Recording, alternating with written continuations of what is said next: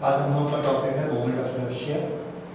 हम लोगों ने मोशन के बारे में पढ़ा है, linear motion, translational motion, circular motion और रोटेशनल मोशन। लीनियर मोशन में जब कोई ऑब्जेक्ट चलता है तो उस पर आप याद करेंगे एक लॉ एप्लीकेबल होता है लॉज ऑफ मोशन में।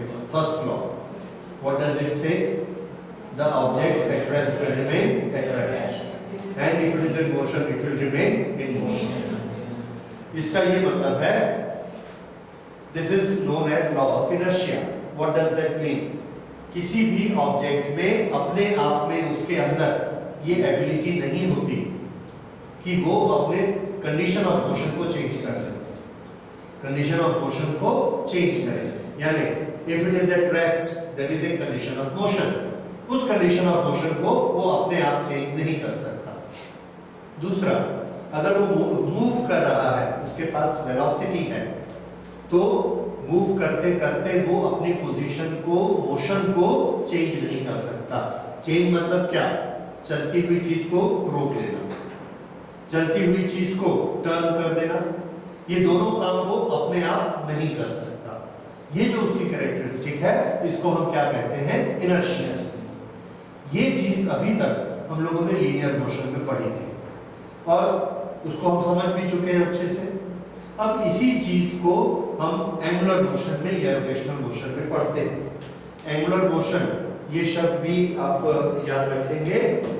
ये एक लाइन है, अगर ये बॉडी ऐसे मूव कर रही है, we will say it is a translational motion, क्योंकि ये दोनों पार्ट इसके एक जैसे वेलोसिटी से चल रहे हैं। लेकिन अगर एक रुक गया और एक चल रहा है, तो देखिए इस लाइन के साथ ये एंगल बनाता चला जाएगा। तो ऐसे मोशन को क्या कहते हैं? Angular motion. और इसी को हम क्या कहते हैं? Rotational motion. So angular motion is same as rotational motion. Why we call it angular? क्योंकि ये अपनी पहले वाली पोजीशन से, प्रीवियस पोजीशन से एंगल बनाते हुए चलता है। So this is angular motion. Okay. अब हमारा फैन जो चल रहा है, ये फैन कैसा मोशन करता है? तो आंसर है एंगुलर मोशन करता है, रोटेशनल मोशन करता है। ओके, इसकी एक एक्सिस होती है, एक्सिस के बारे में हम लोग पहले डिस्कस कर चुके हैं। एक्सिस के सारे पॉइंट्स एट रेस्ट होते हैं और बाकी पॉइंट्स उसके चारों तरफ घूमते हैं उसके नॉर्मल प्लेन। ओके, तो जब कोई बॉडी एंगुलर मोशन में या रोटेशनल मोशन में होती है, क्या उसमें इनर्शिया होता है? आंसर है यस। मूव करने वाली चीज में इनर्शिया होता है। हाँ, हमने थोड़ा सा डिफरेंशिएट कर लिया। डिफरेंशिएट इस तरह से किया कि अगर कोई चीज लीनियर मोशन में चल रही है, उसके इनर्शिया को तो इनर्शिया कहेंगे, पर अगर वो रोटेशनल मोशन में है, एंगुलर मोशन में है, तो भी उसका इनर्शिया है, लेकिन उसको हम लिखेंगे मोमेंट ऑफ इनर्शिया। मोमेंट शब्द हम कहां लगाते हैं? जहां मल्टीप्लाइड बाय आर होता है। एक आर्म होती है और उस आर्म से ये बॉडी ऐसे मूव करेगी। देन दिस लेंथ, इसके साथ जब मल्टीप्लिकेशन होता है, the quantity gives its moment. इसलिए हम लोग मोमेंट को यूज करेंगे। एंगुलर मोशन कैसे होता है? हमने एक स्ट्रिंग लिया, यहां पर एक पत्थर को बांधा और इसको ऐसा घुमाया, ये रोटेशनल मोशन हो गया। रोटेशनल मोशन हुआ तो रोटेशनल मोशन में यहां पर मास है और ये आर है, इन दोनों का मल्टीप्लिकेशन होगा तो क्या बनेगा? मोमेंट। और मास से क्या बनता है? इनर्शिया। सो इसका जो इफेक्ट होता है, दोनों का मिलाकर effect, that is moment of inertia. तो जब कोई चीज रोटेट कर रही होती है, उसके पास एक क्वांटिटी होती है। अभी मोमेंट ऑफ इनर्शिया कितना होता है उस पर ध्यान मत दीजिए। मैं पहले ये इंट्रोड्यूस करना चाहता हूं कि मोमेंट ऑफ इनर्शिया होता क्या है। तो मोमेंट ऑफ इनर्शिया उसकी इनएबिलिटी होती है कि वो अपनी मोशन की कंडीशन को चेंज नहीं कर सकता। अगर चल रहा है तो क्या करेगा? चलता जाएगा, नहीं रुकेगा। क्यों? क्योंकि उसके पास मोमेंट ऑफ इनर्शिया है। अगर रुका हुआ है तो रुका रहेगा, नहीं चलेगा, क्योंकि उसके पास मोमेंट ऑफ इनर्शिया है। अब अगर हम उसकी कंडीशन को चेंज करना चाहते हैं तो हमको एंगुलर फोर्स लगाना पड़ेगा, एक एंगल में फोर्स लगाना पड़ेगा और उसको घुमाना पड़ेगा। उसको ब्रेक लगानी पड़ेगी तो हम उसको रोक सकते हैं। उसको हम लोग अभी पढ़ेंगे, एंगुलर फोर्स या टॉर्क किसको कहते हैं। This we will come to the next topic. Okay, तो फिर से what is moment of inertia? Moment of inertia is inbuilt characteristic of a object which is in rotational motion. It shows its inability to change its condition of motion. ये उसकी characteristic है। ये क्या चीज होती है inability to change condition of motion? देखिए, एक हमने साइकिल चलाना शुरू किया, उसको पैडल घुमाया, उसका चक्का चल रहा है, पैडल नहीं घुमाते तो चक्का नहीं चलता। हमने फोर्स लगाया और उसके चक्के को चलाना शुरू किया, साइकिल में थोड़ी सी स्पीड आ गई। जब साइकिल में थोड़ी सी स्पीड आ गई तो हमने उसके पैडल को चलाना बंद कर दिया, पैडल को पुश करना बंद कर दिया, तो साइकिल तुरंत रुक जाएगी, चलती रहेगी। चला रहे हैं, स्पीड आ गई तो हमने पैर मारना बंद कर दिया थोड़ी देर के लिए, तो क्या होगा? साइकिल चलती रहेगी थोड़ी देर तक। जब वो चल रही है, पैडल बंद कर दिया है, फिर भी वो चल रही है। क्यों चल रही है? हम तो फोर्स नहीं लगा रहे। यस, इसको हम कहते हैं कि वो अपनी चलने वाली कंडीशन को चेंज नहीं कर पा रही है। चलने वाली कंडीशन उसकी है, मूव कर रही है और वो उसको चेंज नहीं कर पा रही। ये कौन सी प्रॉपर्टी है? इनर्शिया। रोटेशनल मोशन में है, इसलिए मोमेंट ऑफ इनर्शिया। और इसके कारण वो साइकिल चलती जाती है, रुकती नहीं है। मोमेंट ऑफ इनर्शिया के कारण हमको रेस्ट मिल जाता है। दूसरी चीज सुनिए, अब अगर वो साइकिल चल रही है और उस साइकिल में चलते चलते रास्ते में एक छोटा सा पत्थर आता है, छोटा सा पत्थर आता है, तो साइकिल रुक जाएगी या उसके ऊपर से जंप होके चली जाएगी?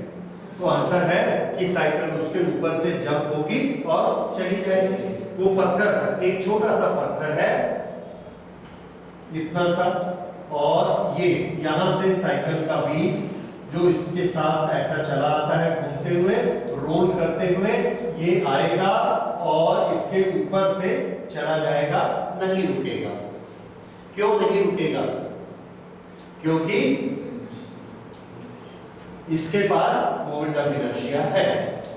ये रुकना नहीं जानता है, चलना है तो इसका मोमेंट ऑफ इनर्शिया इसको हमेशा चलाए रखता है, इसको चलते रहना है। That is moment of inertia. उसके कारण इसने फोर्स लगाया, लेकिन इतना ज्यादा फोर्स नहीं लगा पाया कि इसको रोक सके, इसलिए ये इसके ऊपर से चढ़ के फिर ऐसा आगे बढ़ गया। हाँ, अगर हमने ऑब्स्ट्रक्शन बहुत बड़ा कर दिया, इतना बड़ा ऑब्स्ट्रक्शन कर दिया, रुक जाएगा क्योंकि फोर्स बहुत ज्यादा लगेगा। दैट इज इट, वो अलग चीज है। लेकिन छोटे छोटे पत्थर आएंगे, ऑब्स्ट्रक्शन आएंगे, तो उसके ऊपर से वो क्यों जाएगा? क्योंकि उसके पास मोमेंट ऑफ इनर्शिया है। तो मोमेंट ऑफ इनर्शिया ने हमारी हेल्प की। किस चीज में हेल्प की? हमारी राइड को स्मूथ बनाने के लिए। तो मोमेंट ऑफ इनर्शिया का हमारी लाइफ में बहुत इंपॉर्टेंस है, because it makes our ride smooth, it makes our motion smooth. Otherwise आप साइकिल का पैडल मारना बंद कर दीजिए और साइकिल खड़ी हो जाएगी। इसका क्या मतलब है कि आपको लगातार पैडल मारना पड़ेगा। लेकिन अभी हम पैडल मारते हैं और छोड़ देते हैं, साइकिल चलती जाती है। इसीलिए छोटे छोटे पत्थर रास्ते में आते हैं तो हमारी साइकिल खड़ी नहीं होती, उसके ऊपर से चली जाती है। अब थोड़ा सा बड़ा पत्थर आ गया तो क्या होगा? हाँ, अब दूसरा एग्जांपल देखिए। थोड़ा सा बड़ा पत्थर आया, साइकिल रुक गई, तो हमने उसको बोला रुको, हम अभी दूसरा लेके आते हैं। हम मोटरसाइकिल का चक्का लेके आए, मोटरसाइकिल का व्हील चलाया, अब क्या होगा? वो पत्थर उसको नहीं रोक पाया। क्यों? तो हमने कहा कि इसका मोमेंट ऑफ इनर्शिया ज्यादा है, इसलिए उसकी जो चलने की जिद है वो ज्यादा है। चलता जाएगा, रोकने के लिए उसको हमको ज्यादा फोर्स चाहिए। क्यों? क्योंकि उसका मोमेंट ऑफ इनर्शिया ज्यादा है। अब मैं मोमेंट ऑफ इनर्शिया की क्वांटिटी की बात कर रहा हूं, कम या ज्यादा कैसे हो सकता? अगर उससे भी बड़ा पत्थर आ गया, मोटरसाइकिल रुक गई, तो फिर हम ट्रक का व्हील लेके आएंगे। अब उसको लेके आते हैं तो इतना बड़ा पत्थर भी बीच में आ जाता है तो उसके ऊपर से वो चला जाता है, नहीं रुकता है। तो उसका मोमेंट ऑफ इनर्शिया कैसा है, कम कि ज्यादा? ज्यादा। नहीं रुकना, चलती हुई चीज का नहीं रुकना, ये जो उसकी चीज है ये क्या चीज है, मोमेंट ऑफ इनर्शिया। अच्छा अब देखिए, दो बॉल हमने आपको दिए, दोनों 10 सेंटीमीटर डायमीटर के, दोनों का वेट 1 kg है, दोनों का रेडियस एक समान है 10 सेंटीमीटर 10 सेंटीमीटर, साइज एक, मास एक, दोनों का कलर भी हमने एक कर दिया रेड कलर। अब आपको हमने बोला एक का मोमेंट ऑफ इनर्शिया इसमें से एक का कम है और एक का ज्यादा है। आप कैसे पता लगाओगे किसका कम है किसका ज्यादा है? मोमेंट ऑफ इनर्शिया कम है या मोमेंट ऑफ इनर्शिया ज्यादा है, ये हमको पता लगाना है। तो हमारे पास एक तरीका है, हम ये करते हैं कि दोनों को ऐसे फ्लोर पे छोड़ देते। वेरी गुड, दोनों को हमने छोड़ दिया, दोनों ने चलना शुरू किया। अब बताइए, एक नजदीक रुक गया और एक ज्यादा दूर तक गया, कौन सा ज्यादा दूर तक गया? उसके पास मोमेंट ऑफ इनर्शिया कम है कि ज्यादा? ज्यादा। क्यों? उसने चलता रहा, रुकने से उसने इनकार किया, तो उसका मोमेंट ऑफ इनर्शिया ज्यादा है। तो मोमेंट ऑफ इनर्शिया के कारण ऑब्जेक्ट क्या करता है, अपनी कंडीशन ऑफ मोशन को मेंटेन करता है। अगर मूव कर रहा है तो मूव करता चला जाएगा। फिर से याद रखिए, चलती हुई चीज चलना चाहेगी हमेशा, क्यों? उसके पास मोमेंट ऑफ इनर्शिया ज्यादा होगा, तो ज्यादा दूर तक चलेगी, ज्यादा फोर्स के अगेंस्ट चलेगी और वो हमको ज्यादा स्मूथ राइड देगी। वो हमारी हेल्प करेगी छोटे मोटे फोर्सेस को पार करने। इसी तरह से देखिए, हमने गन्ना रस निकालने की मशीन देखी है, उसमें एक आदमी ऐसे हाथ से चलाता है, दो रोलर चलते हैं और दो रोलर के बीच में गन्ना जाता है। जैसे ही गन्ना उसके बीच में जाता है, इसका हाथ रुक जाता है। क्यों? ऑब्स्ट्रक्शन आ गया, फोर्स बहुत लगा और वो उसको घुमा नहीं पा रहा है। तो वो क्या करता है कि उसका जो रोलर है जो घूमेगा, ये रोलर जो ऐसा घूमेगा, इसके साथ वो एक बड़ा सा चक्का लगा लेता है। जैसे कार का व्हील होता है, उसकी डिस्क होती है, ट्रक की डिस्क होती है, उतना भारी, और फिर वो मेहनत करके शुरू में उसको स्पीड बढ़ाता है, फोर्स लगाता है और उसकी स्पीड बढ़ा देता है। अब उसकी काफी स्पीड हो गई, अब उसने क्या किया, उसमें गन्ना डाला। जैसे ही गन्ना डाला तो गन्ना ऑब्स्ट्रक्शन करेगा और ये रोटेशनल मोशन रुकना चाहेगा, लेकिन रोटेशनल मोशन रुकने को अपोज कौन करता है? Moment of inertia. और अब मोमेंट ऑफ इनर्शिया किसका? वो जो बड़ा वाला व्हील हमने लगाया जो घूम रहा था, इतना भारी, इतना बड़ा, तो उसका मोमेंट ऑफ इनर्शिया भी बहुत ज्यादा। तो इतना मोमेंट ऑफ इनर्शिया उसका होता है कि वो जो एक गन्ना हम डालते हैं वो उसके कारण नहीं रुकता और वो भी घूमते चला जाता है, तो गन्ने का रस निकलता है और वो उसमें से चला जाता है। तो यहाँ पर किसने हमारी हेल्प की? मोमेंट ऑफ इनर्शिया ने क्या किया? हमारी राइड को स्मूथ कर दिया, अटकाया गया, अदरवाइज तुरंत ब्रेक लग जाता। ये मोमेंट ऑफ इनर्शिया होता है। तो बात समझ में आ रही है, what is characteristic? Moment of inertia की क्या क्वालिटी होती है। अब उसके बाद अगली चीज कि मोमेंट ऑफ इनर्शिया को, अच्छा इसको पहले नोट कर लीजिए, what is moment of inertia? Moment of inertia of A rotating body, moment of inertia of A rotating body is its inability, no, is its inherent characteristic, is its inherent characteristic due to which it is unable, due to which it is unable to change its condition of rotational motion, condition of rotational motion। ठीक है, तो इसमें आप याद रखिए ये characteristic इसकी inherent होती है, बाहर से हम देते नहीं, उसकी अपनी होती है और ये इनएबिलिटी है, एबिलिटी नहीं है, because it is unable to. Okay, अब हम इसका मेजरमेंट कैसे करेंगे? तो लीनियर मोशन में हम इनर्शिया का मेजरमेंट किससे करते हैं? तो आंसर है लीनियर मोशन में इनर्शिया का मेजरमेंट हम किसी ऑब्जेक्ट के मास से करते हैं। जो चीज जितनी भारी होगी, जितना ज्यादा उसका मास होगा, उतना ही उसका इनर्शिया ज्यादा होगा। ओके, अगर उससे मास से करते हैं तो रोटेशनल मोशन में किससे करेंगे? तो आंसर है रोटेशनल मोशन में एक बॉडी को हमने रोटेट कराया, ये एक पार्टिकल हमने लिया, पार्टिकल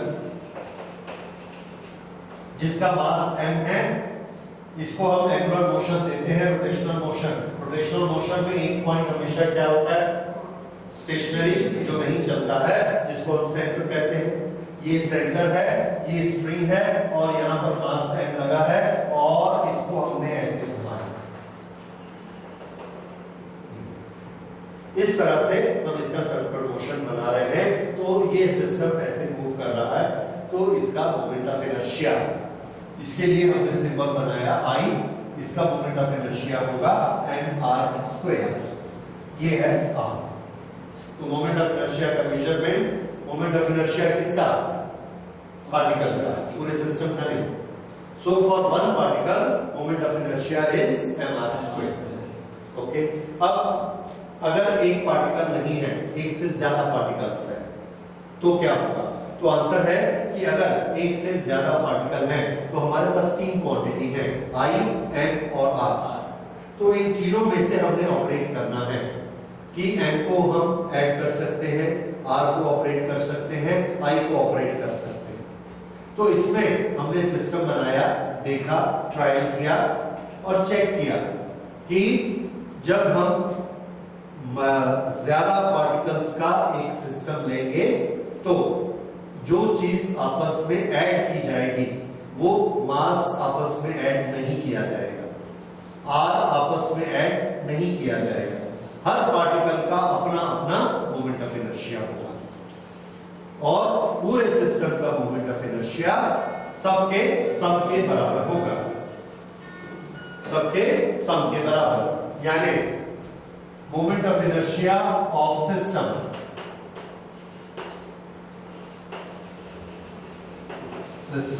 ऑफ n पार्टिकल्स, उस सिस्टम में n पार्टिकल्स हैं तो उसका मोमेंट ऑफ इनर्शिया I इसके बराबर होगा। पहले पार्टिकल का मोमेंट ऑफ इनर्शिया है I1, दूसरे का I2, तीसरे का I3, ऐसा चलते चलते चलते n पार्टिकल्स का In। So this is moment of inertia of total system. Okay,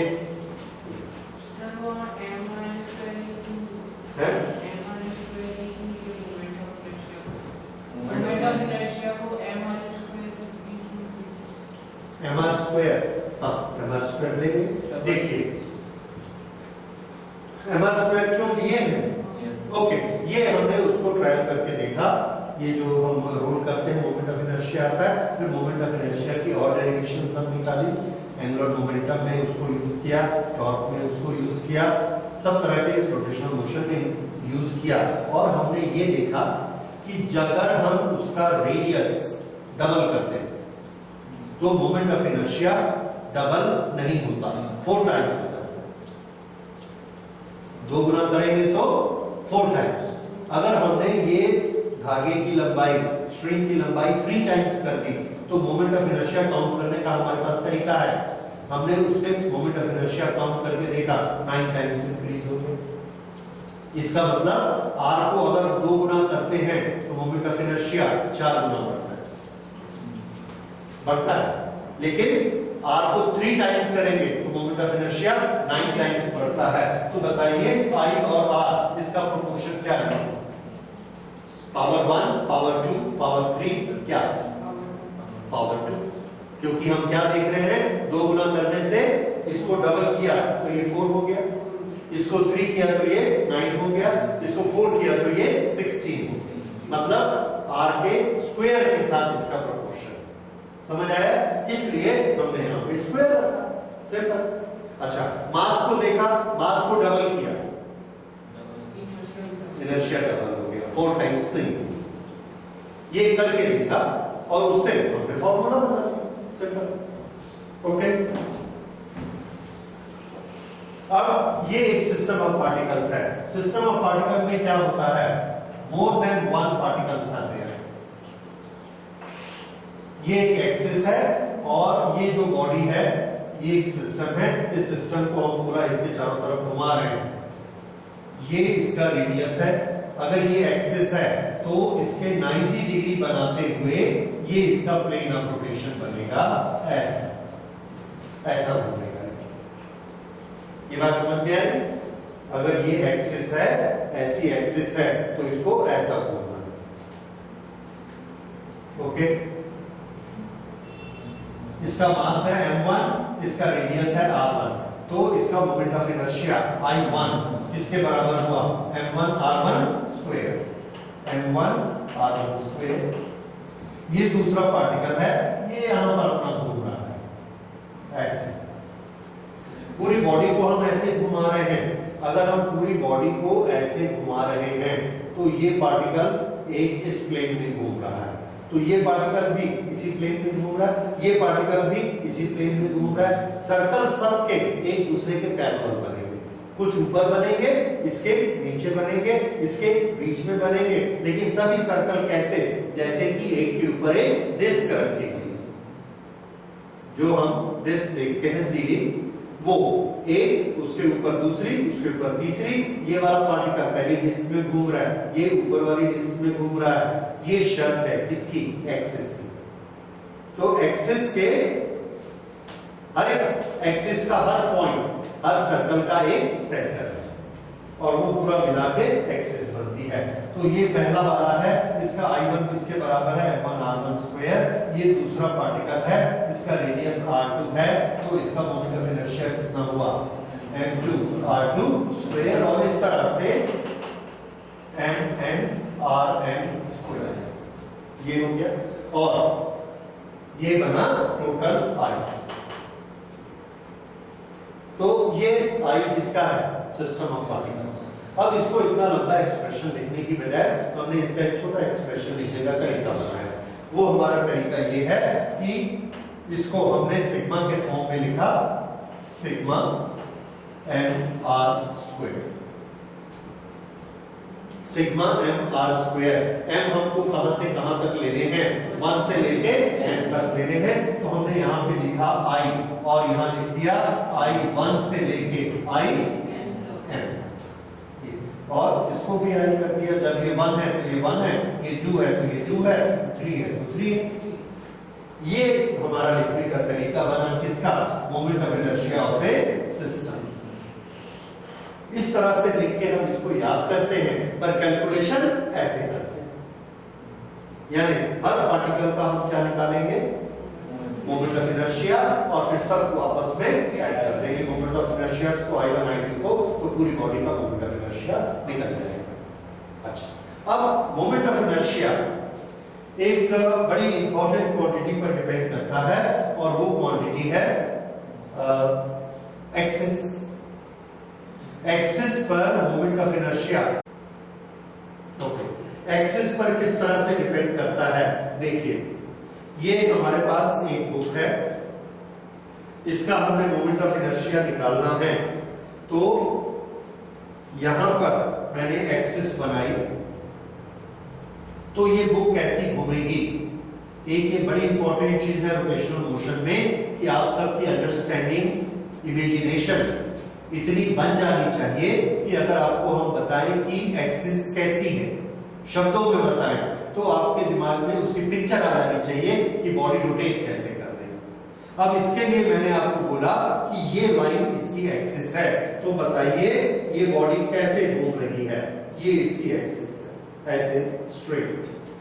तो ये बॉडी कैसे घूम रही होगी, तो हमने क्या किया, इस पॉइंट को फिक्स किया, इस पॉइंट को फिक्स किया, क्योंकि एक्सिस के सारे पॉइंट फिक्स रहते हैं। अब ये एक स्टाइल घुमाने की, ये दूसरी स्टाइल घुमाने की, किस स्टाइल में इसको हम एक्सिस कहेंगे, पहली स्टाइल में कि दूसरी स्टाइल में,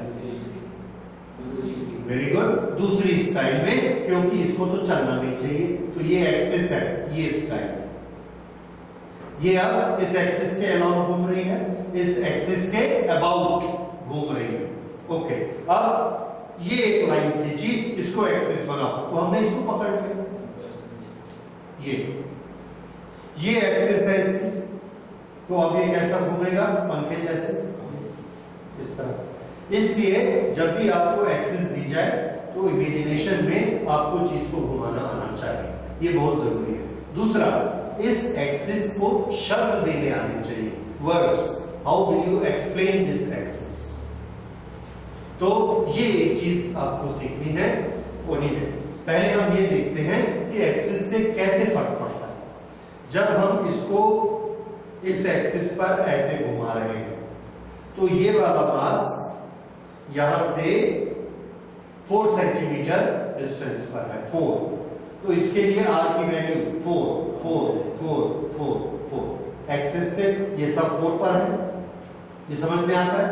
अच्छा, उसके बाद तो इसके सारे mr² ज्यादा से ज्यादा कितने होंगे, 4 3 2 1 0, 0 से लेके 4 तक सभी mr² ऐसे होंगे। अच्छा, अब हमने इसकी एक्सिस बदल दी और इसको ऐसे घुमाना शुरू किया। अब ये है एक्सिस और हम इसको ऐसे घुमा रहे हैं। अब ये वाला डिस्टेंस है 6, तो ये वाला पार्टिकल कितनी दूर है, 6, इसका मोमेंट ऑफ इनर्शिया, इसका मास मल्टीप्लाइड बाय 6 का स्क्वायर।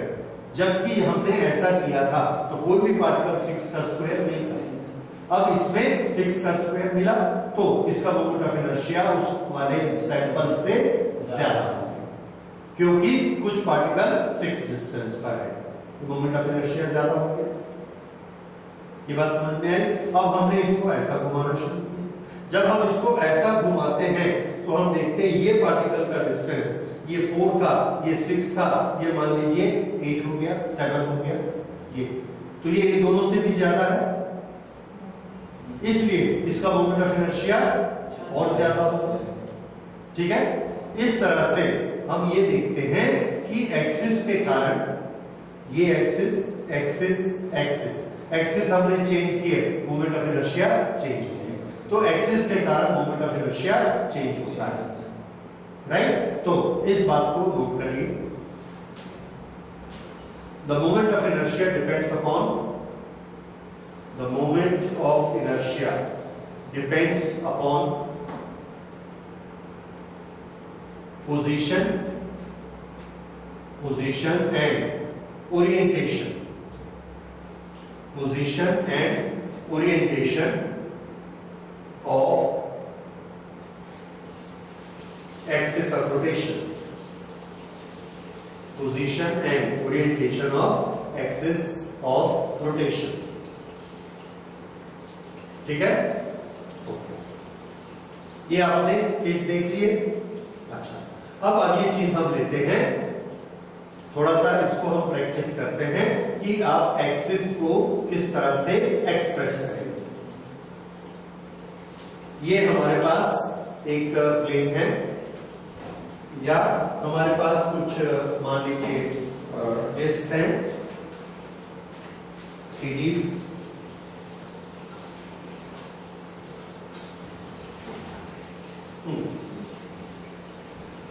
इसको हम घुमाना चाहते हैं।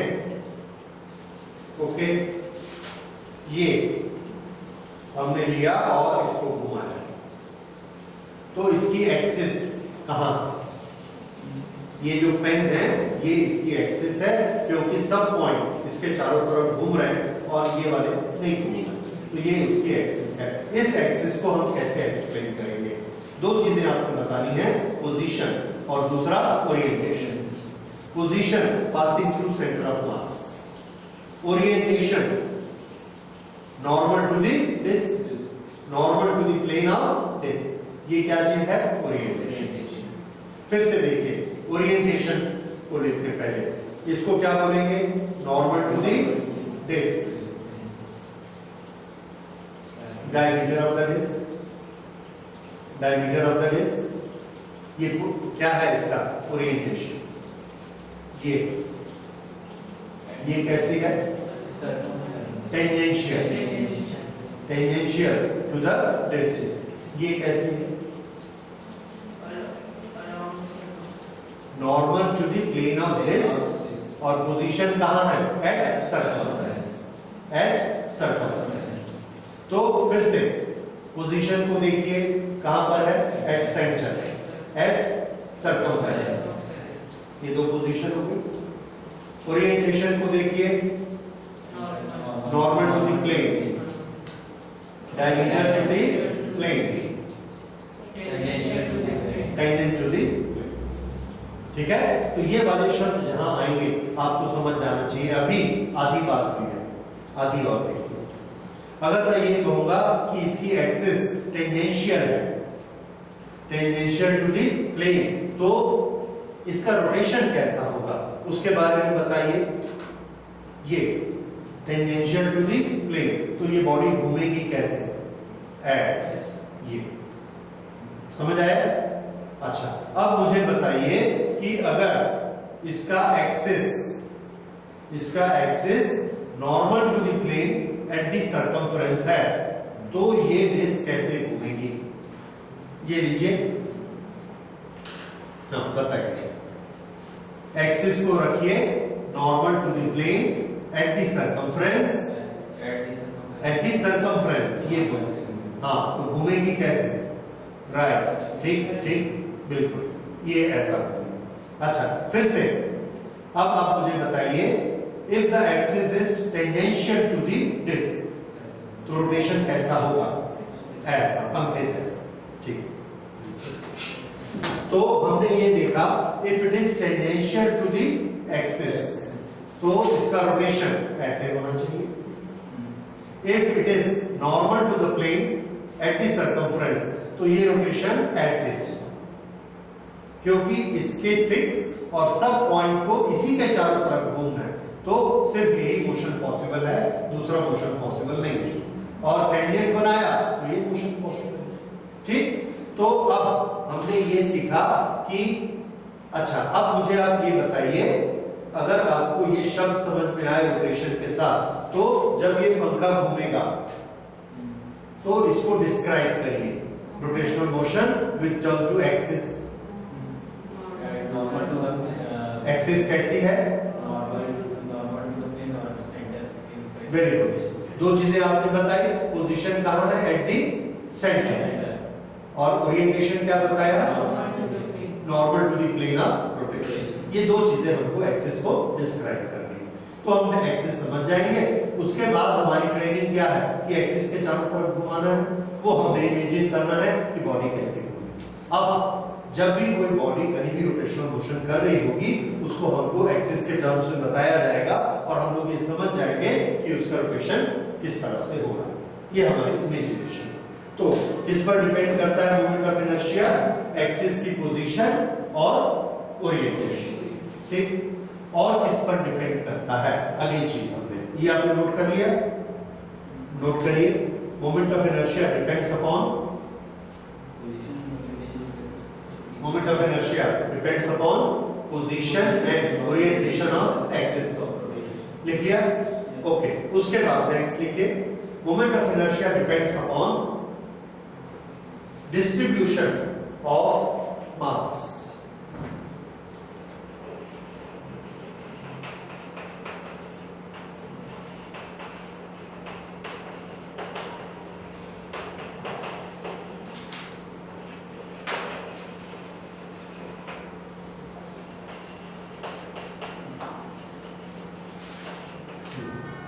ये दो चीजों पर डिपेंड करता है। तो पहले तो आपने देखा, अब हम दूसरी चीज को देखते हैं। दूसरी चीज को देखने के लिए इस बात को समझिए कि हमारे पास दो चीजें हैं, एक रिंग और एक डिस्क। ये दो चीजें, इन दोनों का मास एक समान है। लेट अस से वो मास है 1 kg। 1 kg का रिंग और 1 kg का डिस्क, और दोनों का डायमीटर भी एक समान है। लेट अस से 30 सेंटीमीटर, 1 फुट के बराबर। तो ये एक रिंग है, 1 kg, 1 kg कितने ग्राम होता है? 1000 ग्राम, एंड दिस इज R। ये एक डिस्क है और इस डिस्क का मास ये भी 1 kg। इसमें भी कितने पार्टिकल हैं? 1000 ग्राम, और इसका रेडियस भी कितना है? R। ओके, इन दोनों में क्या डिफरेंस है? दोनों का डिफरेंस देखिए। इसमें जो मास के 1000 पार्टिकल हैं, सब के सब कहां पर हैं? ये किनारे किनारे पर हैं। अगर सब पे किनारे पर हैं तो बताइए जो एक मास का पार्टिकल है पहला, उसका डिस्टेंस कितना है? इसका डिस्टेंस R है, दूसरे का डिस्टेंस, तीसरे का, और सबका मोमेंट ऑफ इनर्शिया हमको कितना लेना है? m² और सबको ऐड कर देना। अब इसमें देखिए 1000 ग्राम इस पूरे में फैला है, किनारे किनारे में इस पट्टी में 100 ग्राम है। 100 ग्राम वाले का रेडियस कितना है? R। ये जो 100 ग्राम है इसका हाफ R है, तो उसका m² नहीं होगा, उसका कितना होगा? m। ये m² से कम हो गया। अब यहां पर जो इसके बॉडी में पार्ट्स लगे हुए हैं, इसका जो मास है ये भी 100 ग्राम मान लीजिए है, तो इसका R तो और भी छोटा है, तो इसका m² और कम हो जाएगा। ये इसमें जब हम निकालते हैं तो पहले का मोमेंट ऑफ इनर्शिया इसका मान लीजिए आया, इसका मोमेंट ऑफ इनर्शिया 100, दूसरे का भी आएगा 100, तीसरे का भी आएगा 100, चौथे का भी आएगा 100, सबका 100 आएगा क्योंकि सबका R बराबर है। यहां पर जिसका R यहां फुल है उसका कितना आएगा? 100, लेकिन जिसका R फुल नहीं है उसका कितना आएगा? 80, 70, 50, 20, और यहां पर जो लास्ट में है उसका कितना? 0। n पार्टिकल्स, 1000 पार्टिकल इसके, 1000 पार्टिकल इसके, दोनों का सम करिए, कौन बड़ा? ये वाला बड़ा है, ठीक है, तो इसका मोमेंट ऑफ इनर्शिया ज्यादा है। फिर से दोनों का मास कितना है? 1 kg। दोनों का रेडियस कितना है? दोनों का रेडियस भी बराबर है, दोनों का मास भी बराबर है, पर मोमेंट ऑफ इनर्शिया दोनों का अलग अलग है। इसका मोमेंट ऑफ इनर्शिया ज्यादा है, इसका कम है। ऐसा कैसे हो गया? मास बराबर है, रेडियस बराबर है, और मोमेंट ऑफ इनर्शिया अलग अलग है। अलग अलग पार्टिकल का R दोनों में अलग अलग है। इसके लिए हम क्या वर्ड यूज कर सकते हैं? We can say the distribution of mass is different. Distribution of mass. इसमें डिस्ट्रीब्यूशन कैसा है? Distribution is along the circumference. इसमें डिस्ट्रीब्यूशन कैसा है? circumference and inside and inside and inside. तो ये दोनों अलग अलग तरह के डिस्ट्रीब्यूशन हो गए, इसलिए दोनों का मोमेंट ऑफ इनर्शिया अलग अलग हुआ। तो सेकंड किस पर डिपेंड करता है? Distribution of mass. ये बात पॉइंट समझ में आया? अब उसका मास कहां पर होना चाहिए कि उसका मोमेंट ऑफ इनर्शिया ज्यादा हो? वेरी गुड, नोट कर लीजिए। If the mass is concentrated, if the mass is concentrated along circumference, the moment of inertia will be larger. The moment of inertia will be larger.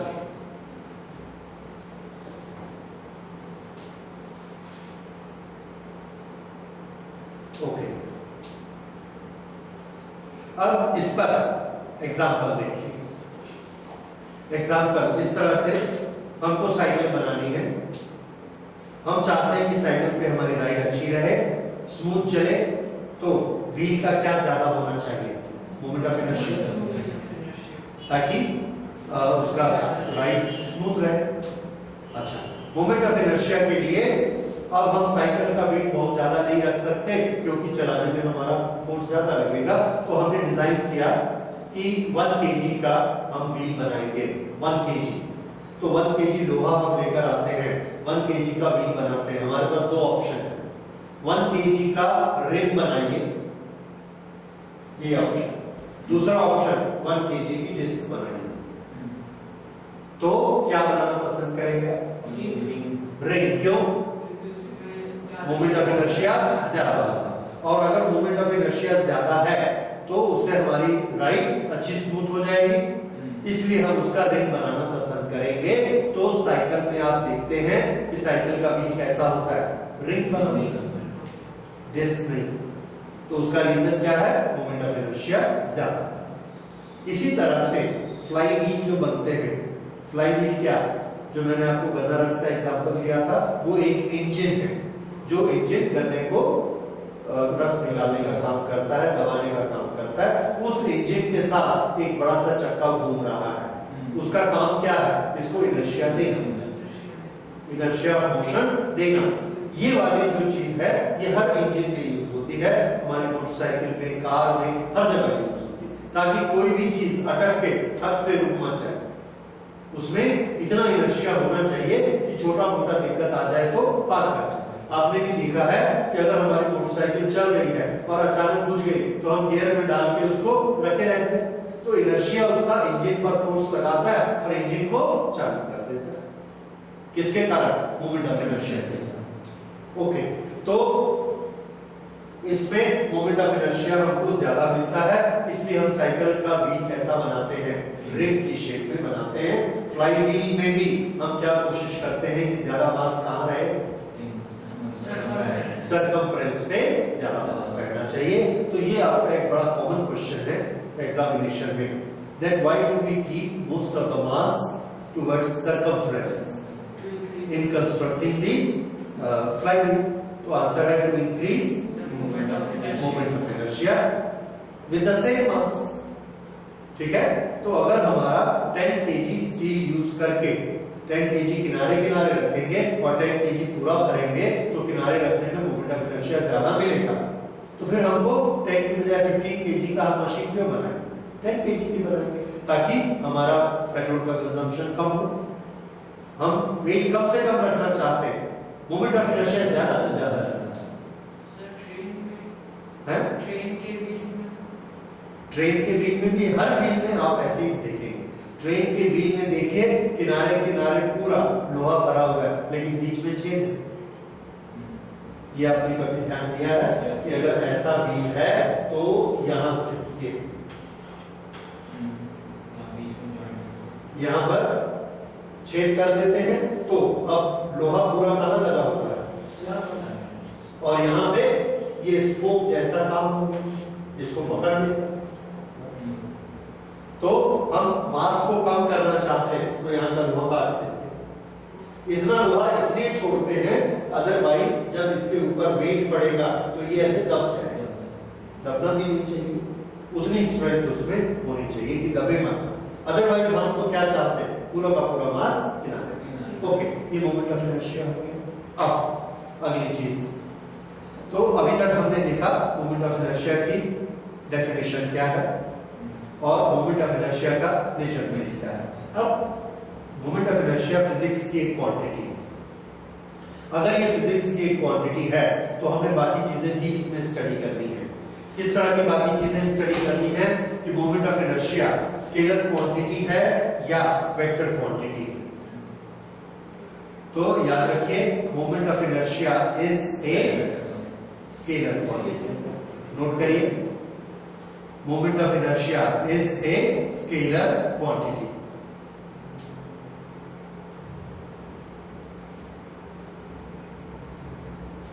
Okay, इसमें आने वाला m क्या है? Scalar, लेकिन r vector हो सकता है, लेकिन r मल्टीप्लाइड बाय r करते हैं square, it becomes scalar. Okay, तो moment of inertia is a scalar quantity. जिस तरह से वर्क डन स्केलर होता है वैसे ही मोमेंट ऑफ इनर्शिया भी स्केलर क्वांटिटी होती है। अच्छा, उसके बाद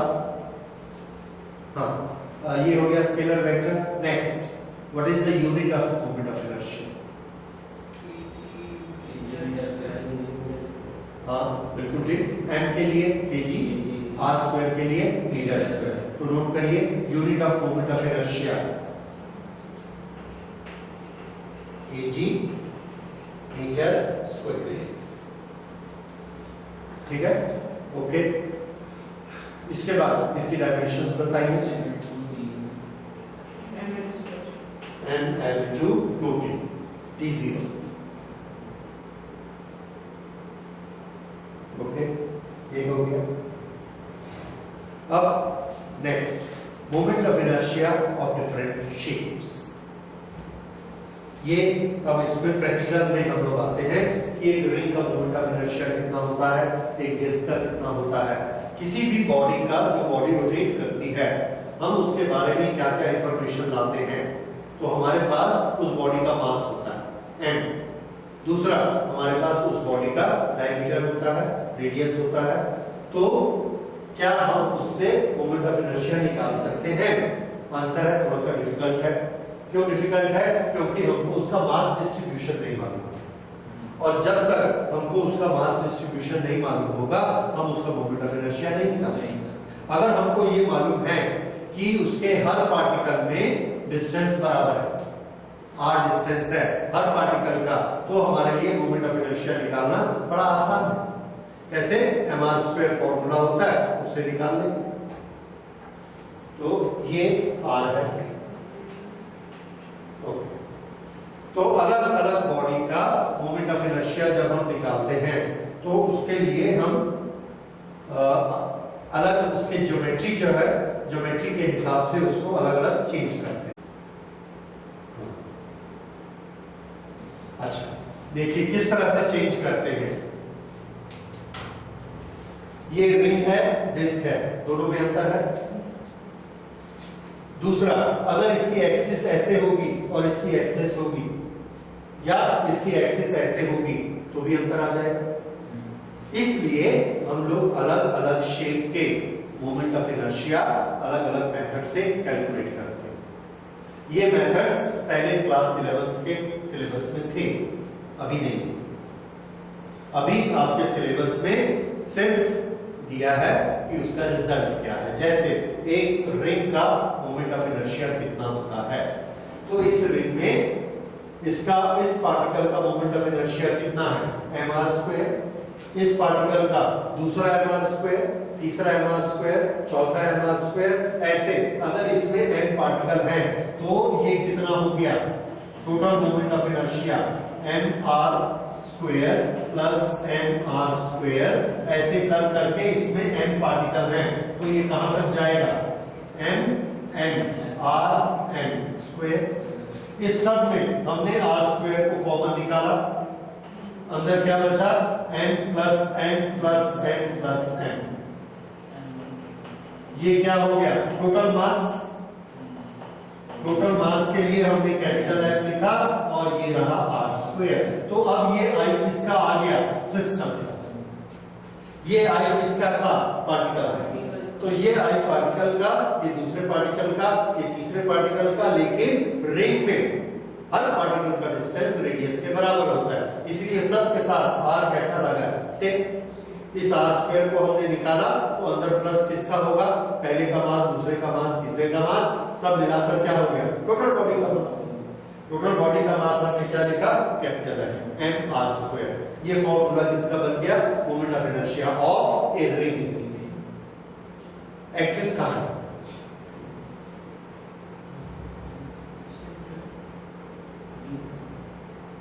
सोचिए सोचिए, हाँ बोलो, पोजीशन कहां, centre, orientation normal to the plane. ये इसकी नॉर्मल एक्सिस है, सबसे कॉमन एक्सिस है, passing through centre of mass, perpendicular to the plane. ये बात रिंग ऐसा घूमेगा तो ये कितना बन जाएगा, mr²। लेकिन डिस्क के केस में ऐसा नहीं है। क्यों ऐसा नहीं है, क्योंकि रेडियस अलग अलग बदल रहे हैं और रेडियस का सम, ये जो I आता है यहां पर I फुल I आएगा और यहां पर ये 0 हो जाएगा। तो अगर हम इसको कैलकुलस मेथड से निकालें तो इसका टोटल हमको मिलता है half mr square.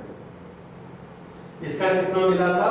Full mr square, और डिस्क का कितना मिलता है? Half mr square.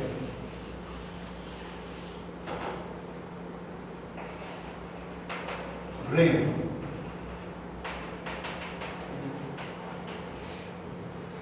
Disc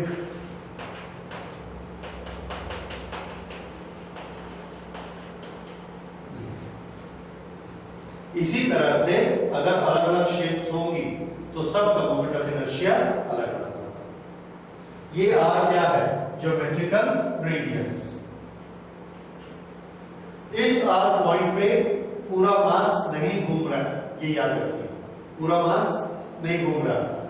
ring में ऐसी शेप है कि पूरा मास है, लेकिन यहां पर कुछ मास यहां है, कुछ हाफ आर में है, कुछ और उससे कम आर में है, इसलिए इसका टोटल किया तो कितना आया? Half mr square. इसका एक पर्टिकुलर मेथड होता है, वो मेथड मैं आपको अलग से बता सकता हूँ। क्या क्लास में बताया गया? नो नो, वो थ्योरम में डिस्क का डेरिवेशन कैलकुलस मेथड से वो भी बताया गया है। ओके, एक्चुअली वो बुक में नहीं है।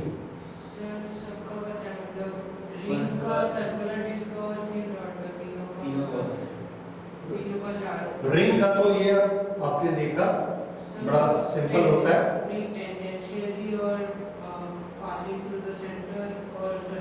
वो ठीक है, वो थ्योरम के बाद मैं वो नहीं कह रहा।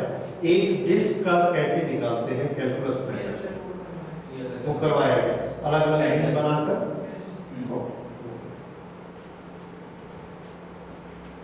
तो ये जो अलग अलग शेप्स के मोमेंट ऑफ इनर्शियाज हैं, ये आपको याद करने हैं। इसमें हम किस तरह से इसको याद करते हैं कि शेप कैसी है, लेकिन एक्सिस बदलने से मोमेंट ऑफ इनर्शिया बदल जाता है। इसलिए हम याद रखते हैं कि उस शेप में कौन सी एक्सिस लेनी है, और उस शेप में हम जो एक्सिस लेते हैं उस एक्सिस के कारण उसका मोमेंट ऑफ इनर्शिया कितना होगा, मोमेंट ऑफ इनर्शिया। तो जैसे हमने सबसे कॉमन शेप ली रिंग, एक्सिस कौन सी ली? पासिंग थ्रू सेंटर,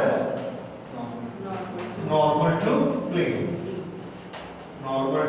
प्लेन, और इसका मोमेंट ऑफ इनर्शिया कितना लेंगे? mr square. ये आ गया। इस तरह से हमने इसको याद करना है। अच्छा,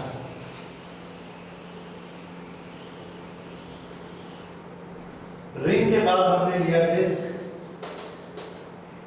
same passing through center normal to the plane of disk, so this will be half mr square।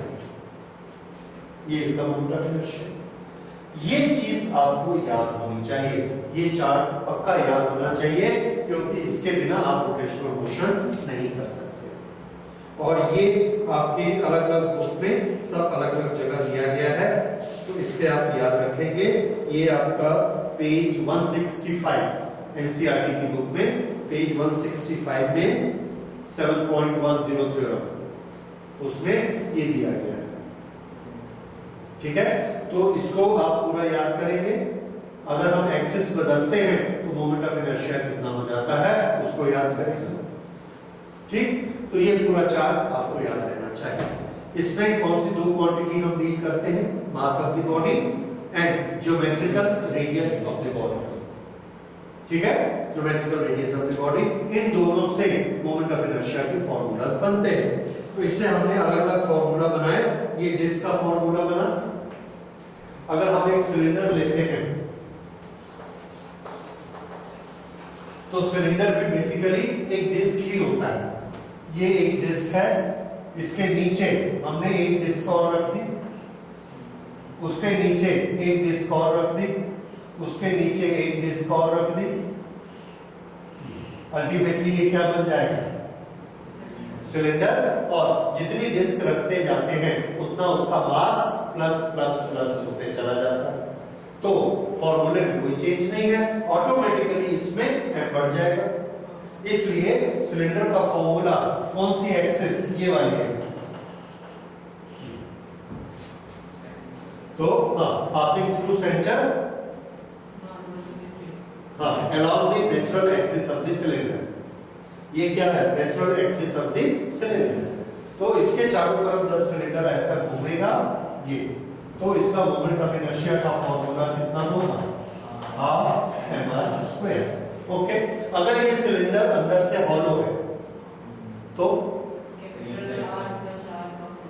नहीं, अंदर से हॉलो है तो क्या हो गया, रिंग के ऊपर रिंग रखा हुआ है, तो क्या हो जाएगा,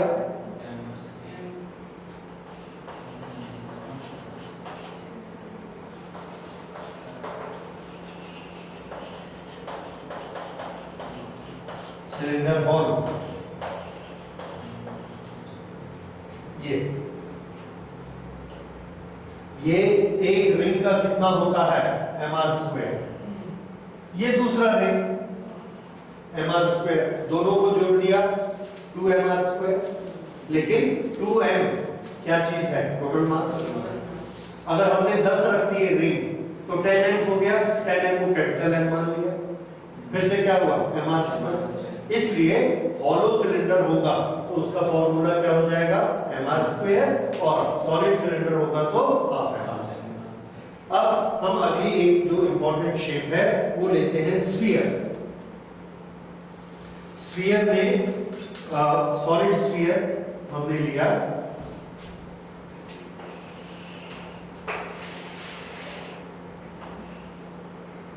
this axis is passing through the centre, और इसका मोमेंट ऑफ इनर्शिया होता है 2/5 mr²। ये सॉलिड सिलेंडर का 2/5 mr स्क्वायर। अच्छा, और इसी तरह से जो भी इंपॉर्टेंट है इसमें दिए गए हैं, ये सब आपको याद करने हैं, और सिर्फ इसी बुक से नहीं, दूसरी बुक से भी याद करिएगा, क्योंकि इसमें बहुत बेसिक दिए गए हैं, ओनली 8, और इसके बाद आपको दूसरे भी बहुत सारे याद करने हैं। कॉम्पिटिटिव एग्जाम के लिए तो आपको करीब 30-25 याद होने चाहिए, जितनी तरह की शेप्स हो सकती हैं उसमें जितनी तरह के एक्सिस के ओरिएंटेशन हो सकते हैं। ठीक, इसके बाद हम लोग लेते हैं मोमेंट ऑफ इनर्शिया के थ्योरम्स। 2 थ्योरम हमने इसके पढ़े हुए हैं। तो स्फीयर की ये वाली डिस्क छोटी, ये और बड़ी, ये और बड़ी, हर एक में हाफ mr स्क्वायर लग रहा है, पर r भी तो बदली हो रहा है, हर एक का r बदली होते जा रहा है। इसलिए जब इसका हम टोटल करते हैं तो हाफ का फॉर्मूला नहीं आता, कितना होता है, 2/5।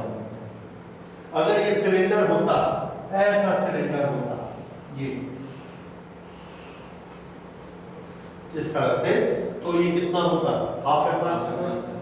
अब इधर का पोर्शन कट गया, इधर का पोर्शन कट गया, तो ये हाफ से भी थोड़ा सा कम हो गया, कितना हो गया, 2/5। तो ये इंटीग्रेशन फॉर्मूले से इसको भी निकाला जाता है, तो ये मुझे लगता है आपकी क्लास में नहीं कराया गया, राइट। तो एनीवे, अभी सभी तरह के डेरिवेशंस इसके हटा दिए गए हैं एक्सेप्ट थ्योरम्स को यूज करना। तो थ्योरम्स को यूज करना